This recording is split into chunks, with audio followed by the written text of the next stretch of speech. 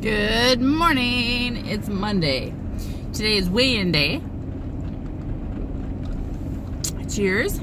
And today I am down 0.3. Today was the last weigh-in day before we go on vacation to Florida for Thanksgiving. And I'm down 0.3, which is a grand total of 13 pounds since I started. So very happy about that. Very happy. And 0.3 is still a loss.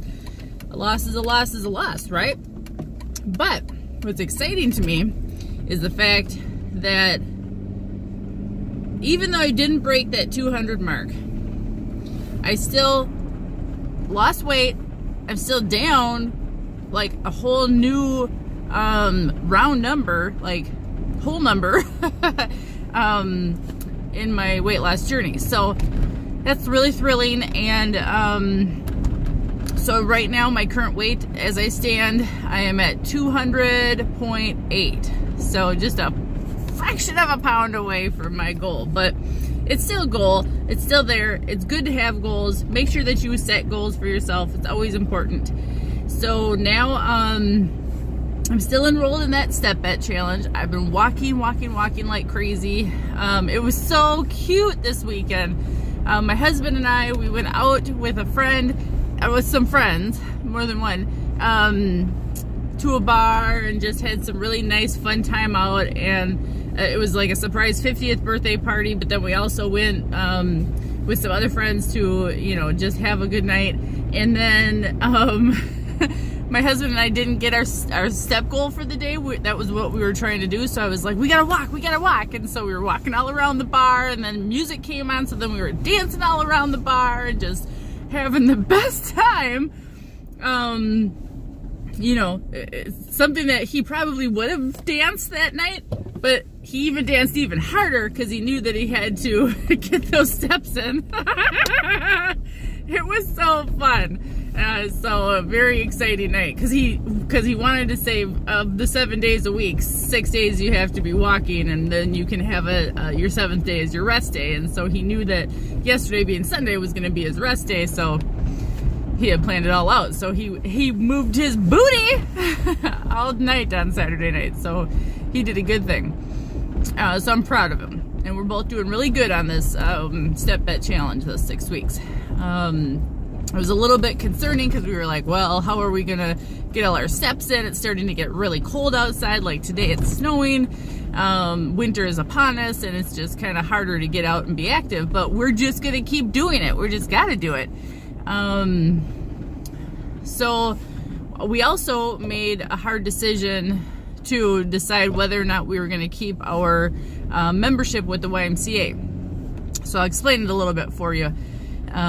We decided overall that we were not going to keep our membership with the YMCA. Instead, my husband's going to get a membership with Anytime Fitness, and I'm going to get a membership with, it's a wellness center at my work. It's attached to our hospital, or it's, you know, connected with our hospital and clinic, and it's only $10 a month. And it's got workout equipment. It's got a big, huge gymnasium that you can walk around in. And they offer Zumba classes with that monthly fee. So, hello, why am I paying like almost $60 a month for a membership at the YMCA? I don't know. Plus, our kids don't ever use the YMCA membership much. And now that they're adults, they could probably afford to get their own membership at a cheaper rate or go somewhere else. And like I said, my husband's going to get a membership at Anytime Fitness because for his needs, that's all he needs it for. So, yes, this is a good thing. And then I have my girlfriend Heidi, who's my yes woman. She is my good friend, and she wants to get a membership at that wellness center as well. So, that's that plan.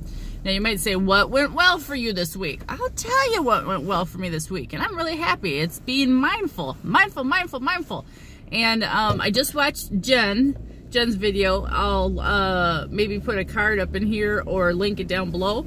But she went over this week's Weight Watcher meeting topics, subject, and overview, and she just recapped it really nicely. And basically just being mindful, and that's the goal coming into this coming week for me as well, being mindful. There was some tips and tricks that she shared about how to combat the day of Thanksgiving. So one of the couple of the ideas was to, you know, put the fork down in between bites, and then, you know, chew your food fully before you pick up another bite of food. I mean, there's lots of different ways that you can be mindful, especially on Thanksgiving when you know you're gonna overdo it. And one thing I learned years ago when I went through Weight Watchers the first time was to do the Hawk method. And I don't know if I explained this to you guys yet or not, but what it is you've got your big Thanksgiving dinner, right? Whether it's buffet style or being handed to you at a big table with everybody. Usually the host will put the food out first. And then you have this method, and this works for Christmas too, but the method is that you are walking around the table at least 3 laps, or walking up and down in front of the buffet 3 different times, surveying the food, doing this Hawk method, and then just picking the top 2 or 3 items that you cannot live without. That you cannot go a whole Thanksgiving season without eating it. And so, you know, for some it's the mashed potatoes and gravy, and for others it's like the cranberries or whatever. I don't know. You pick it. You put in that little deciding factor of what it is that you like. And so then how great is that? Then you know for a fact that you're not putting something on your plate just to put on your plate. Like just to fill space, white space, or just to you know, not be head over heels over and eating something that's calories or high dense calories that's not even going to be tasty for you. So what an awesome method. And so I really like that. I took that to heart, and I still do. Even when I'm going to a restaurant, especially if it's a buffet style restaurant, I truly will use that Hawk method. I will circle, circle, circle, and then I will decide which top 2 or 3 items I want to eat, and then just keep it to that. And I'm not overeating. And then another method too, another option on top of that, is to give yourself a full hour after your first helping before you decide if you're hungry again for a second helping, which means drinking a full glass of water in between there and just giving yourself a break. You don't have to dish up seconds right away. You certainly do not. You can go and dig it out of the fridge later if you truly want some seconds, but give yourself a full hour to see if the first helping was good enough. And most times, I guarantee you, it is. And you don't need a second helping until the next day or until the next meal. So, a couple things to think about.